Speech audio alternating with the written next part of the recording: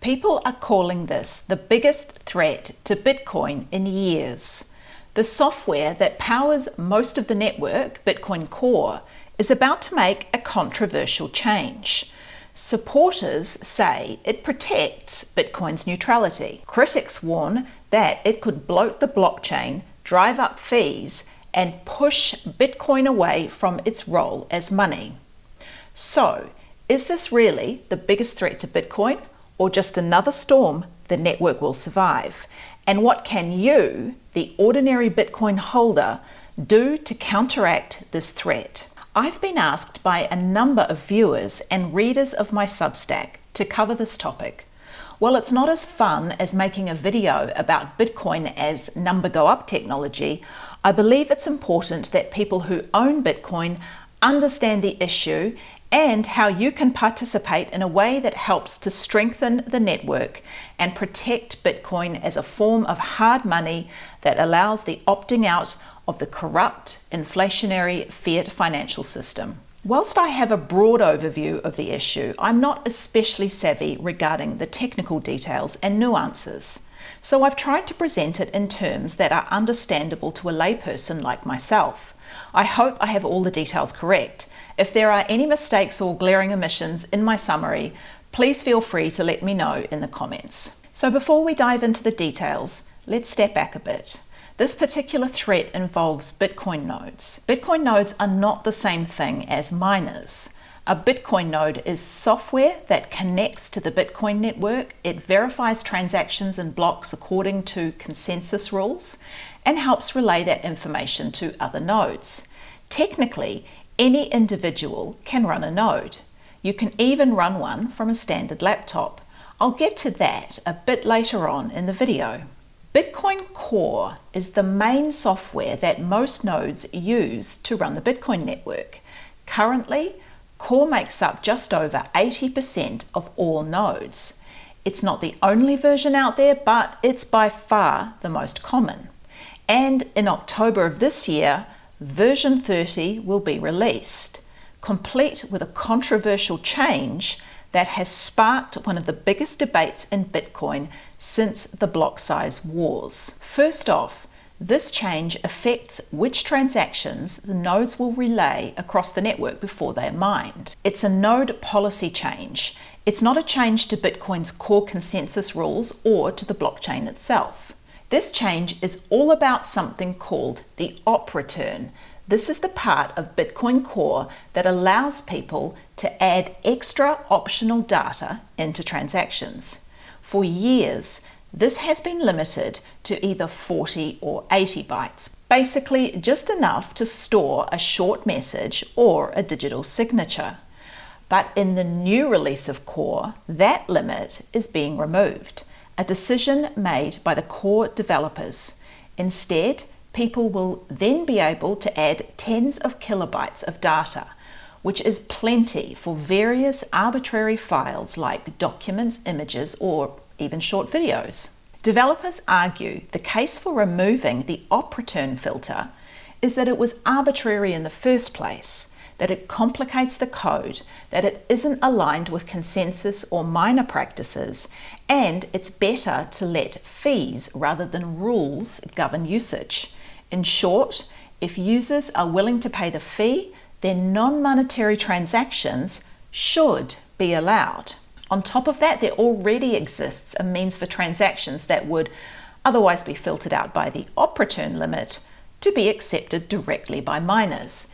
It's called Slipstream, and it is a transaction relay service run by Marathon Digital Holdings, which is a major Bitcoin mining company. It allows users to send non-standard Bitcoin transactions directly to Marathon's mining pool.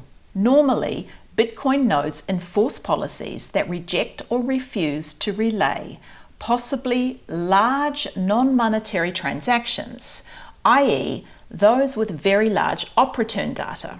But if you send directly to a miner, those rules don't apply. The miner can include the transaction in a block as long as it's valid under consensus rules. However, the number of transactions currently bypassing nodes and running through Slipstream are extremely limited. Now, This all might sound pretty technical, but here's why it matters. Supporters of Core say Bitcoin should stay neutral. The nodes shouldn't be filtering transactions because it amounts to censorship. If someone wants to pay higher fees to store any kind of data, let them. That's what makes Bitcoin censorship resistant, they say.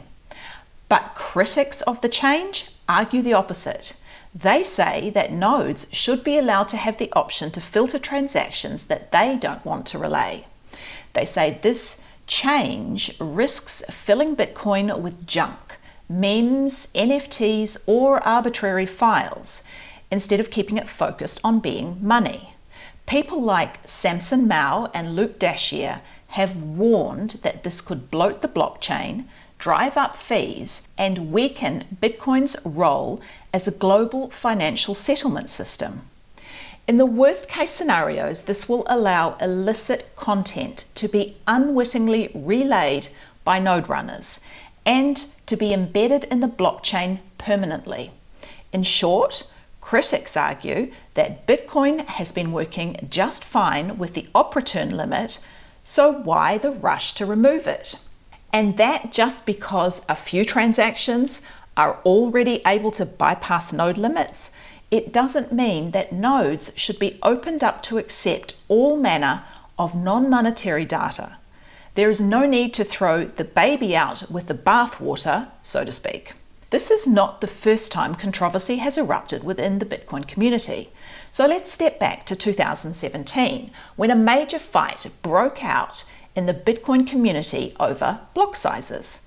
Big blockers wanted to increase the size of Bitcoin blocks to fit more transactions, arguing it would make Bitcoin cheaper and faster for payments. Small blockers, who were the majority of developers and node operators, wanted to keep the block small to preserve decentralization. The split, called a hard fork, created Bitcoin Cash, or BCH, in August of 2017, with 8 megabyte blocks instead of Bitcoin's 1 megabyte. Keep in mind, this was a change to the blockchain, consensus rules, and not just node policy.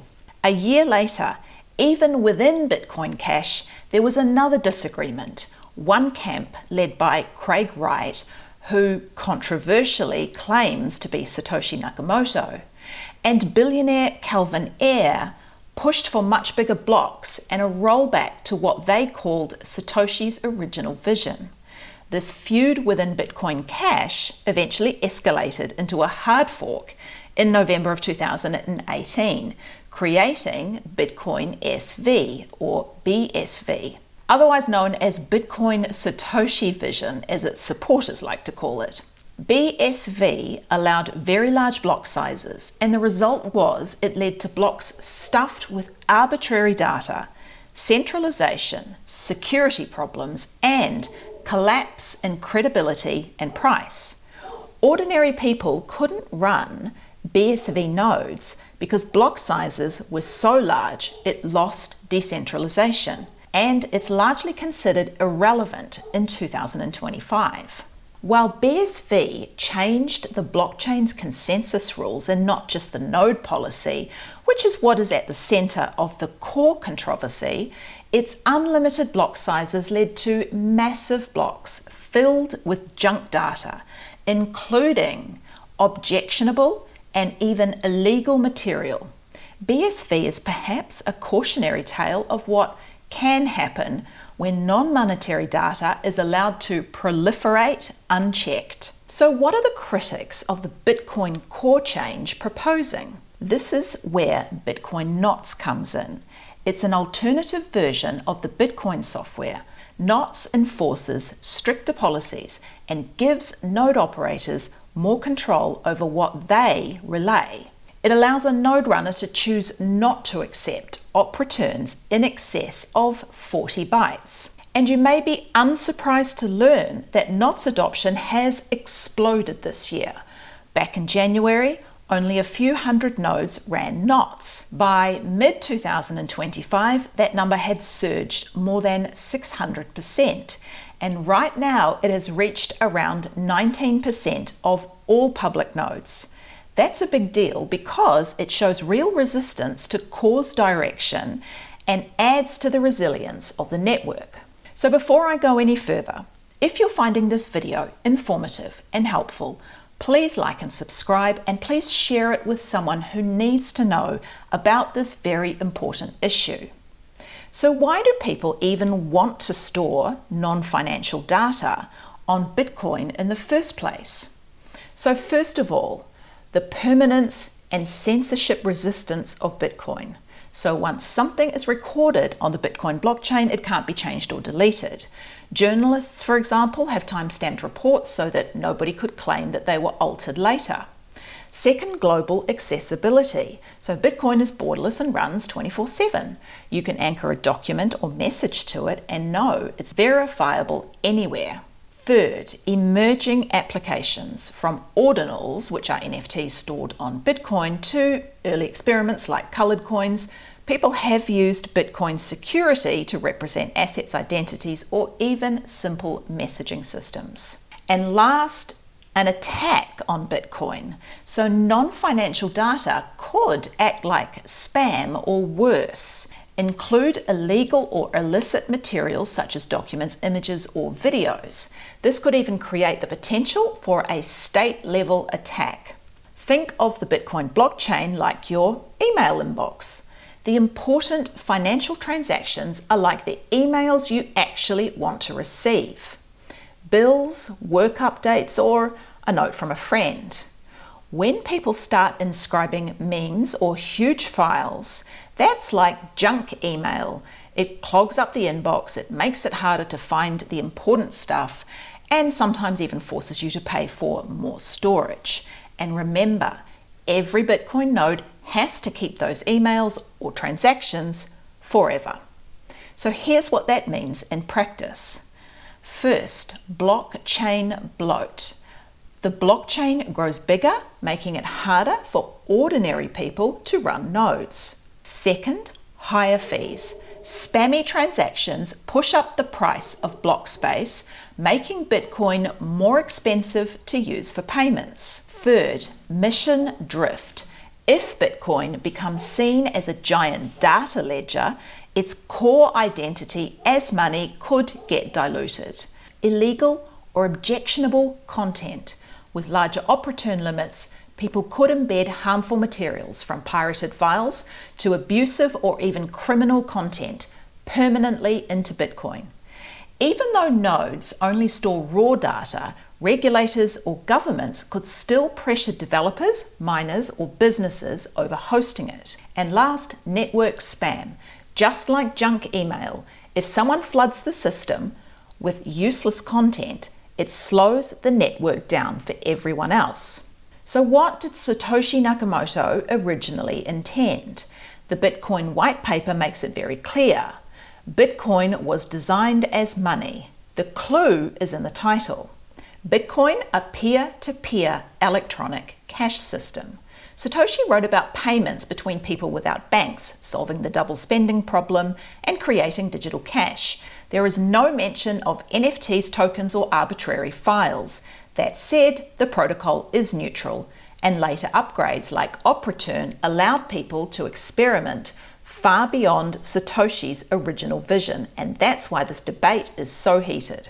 So if you just want to use Bitcoin as money to save, to send, and receive, how could this affect you? You might see higher transaction fees during periods of heavy inscription activity. Running a node could get more demanding as the blockchain grows. This could mean less individuals running nodes and thus increased centralization, which is the problem that BSV ran into.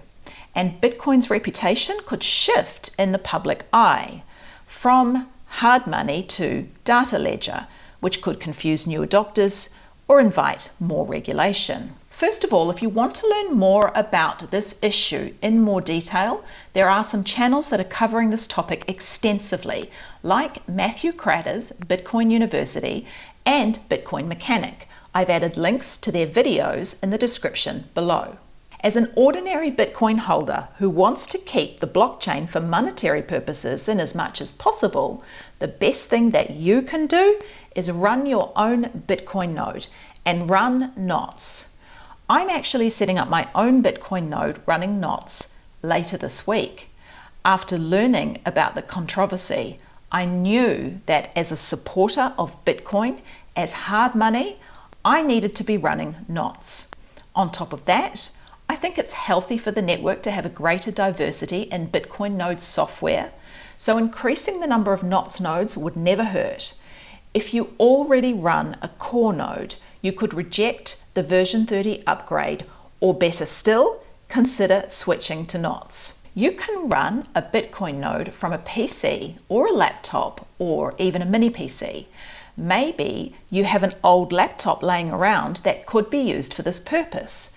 You can also use a dedicated plug-and-play server like a Start9, which is what I have chosen to do.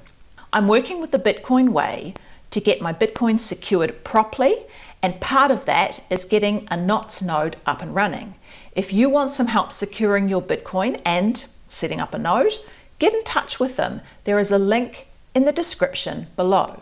Otherwise, there are some helpful videos available on how to set up a node. I've linked them in the description below. And while it's ideal to be running your own knots node as soon as possible, if you can't do so by October, then don't despair. You can do it in November or December. In fact, any time that you can set up a node, I encourage you to do so. And I know some people will want to know, should I be offloading my Bitcoin in anticipation of its inevitable collapse? Well, I can tell you that I won't be selling a single Satoshi. I believe in the resilience of the network, and I can see that a majority of people who know about this change to core are not in favor of it. I believe that knots will continue to grow, and even many of those who choose to keep running core will not upgrade to version 30. At its center, this debate isn't just about bytes and code. It's about Bitcoin's identity. It has become an ideological debate. Should Bitcoin stay laser focused on being the best money that the world has ever seen? Or should it be an open platform where anyone can store anything as long as they pay the fees? What do you think? Do you think non-monetary data poses an existential threat to Bitcoin? Do you think knots, keeping the opportune limit, is a form of censorship? Let me know in the comments. And if you found this breakdown helpful, don't forget to like, subscribe, and share this video with someone who needs to understand what's happening inside Bitcoin right now. Thanks for watching to the end, and see you in the next video.